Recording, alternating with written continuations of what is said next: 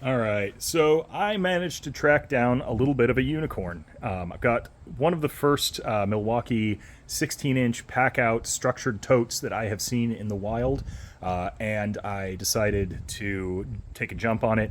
So anyway, this is the new structured tote that they just came out with. This is a huge step up from their old style floppy, cheap nylon fabric ones. I'm going to go over some of the features of it, some of the ways that I have mine set up, and then give you an idea of what you can expect with it.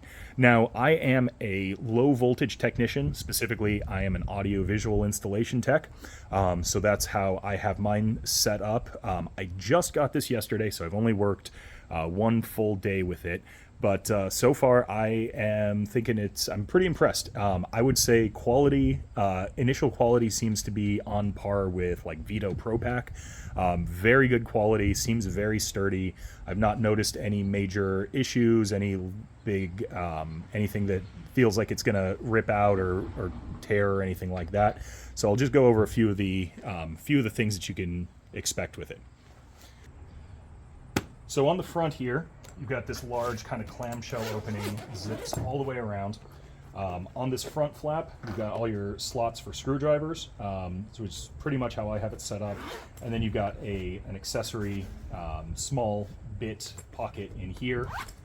It's not as big as the one in the front, but it does have this kind of clear netting on there so you can see what's in it. So I've got screwdrivers and all of that small skinny stuff along here. So this back corner, this side and this side are almost identical, and then the middle is a little bit different. So starting top to bottom, it's pretty much the same. So we've got a large kind of neoprene pocket here that you could put cards or that kind of a thing in there. On this side, you could got smaller pockets that you could put whatever you want in there, something small and fairly flat though. Then you've got these long and fairly deep pockets. So I've got this Tempo toner, and it goes all the way down there and stays in there pretty nice. I've got my punch down tool. I've got a stud finder, coax tools in the front.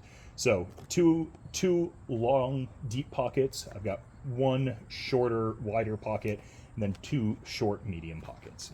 Same thing on this side. The only difference is that instead of two pockets up here, you've got four small ones for bits and things like that. Now you've got a third or another long deep pocket that you can use. I've got some wrenches in here, and then this pocket that I've got these Knipex Cobras in is actually pretty slick. It's got this hard scratch resistant, puncture resistant lining that you can use for drywall saws and that kind of thing. I don't typically use that. I'm more likely to grab a Roto-Zip or something like that, but it's a nice option to have. So that's the front. Now both pockets have these clips or these straps that prevent the pocket or the strap from coming, or the front from coming down. And you can't tighten these. So let's say you only ever want it to unfold that far. You can do that if you want. In fact, I'm actually going to tighten that up just a little bit. So right there is as much as that's going to fold down unless I say otherwise. So the ends are different from each other. Now again, you've got the big D-ring for the strap. On this end, you've got two large, fairly deep pockets that you can put screwdrivers, wrenches, whatever you want to have easy access to. And then you've got a really sturdy tape measure clip, which is pretty handy there. On both ends, you've got these large handles, which is great because this is a pretty good sized bag that you can really load down if you're not real intentional with what you load up into it. On the other end, you've got four slots. These are all kind of medium. The one in the middle is a little bit bigger, but none of them are super big. But I've got paint pen, silver Sharpie, glow pen, pair of Klein scissors, and a large Sharpie. Now, one of the things that I really liked about this was this strap and the way that it is split so it goes over the handle. Everybody's seen that already, but it's a really nice feature. I like that a lot. It is very comfortable and it is very thick and heavily padded. So good design on that strap. So then on this side, it comes with 2 of these strips for tape. So I'm just using one currently. I've got some different tapes on there. And then I've got a bit holder over here.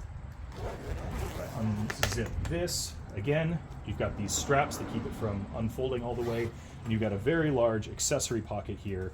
I've got alligator clips, I've got adapters, I've got my tempo tone generator in there. That all goes in there. You've got, from the top, 2 of these D-rings that I have some of my little go-to-go packs that have different adapters and different things in there. Got another one in here. And again, you've got the same pockets up top as you did on the other side. Here though, you've just got 3 short but pretty deep pockets. So in this one, I have my Fluke Rapid Jack, or Jack Rapid, I guess is what they call it. That's here. I've got my meters, I've got my low voltage meter, and I have my high voltage meter. I've got a 10 AC impedance meter, and then I have some crimpers in here, RJ45s and RG11 crimpers. If there's one gripe that I had about this, it would be I wish these pockets were just a little bit deeper, because I can't quite fit this meter into one of them. I can't quite fit both of these meters into one. Not a huge deal, definitely not a deal breaker, but if I could have designed it, I would have made those each just a little bit deeper than the guys at Milwaukee thought to.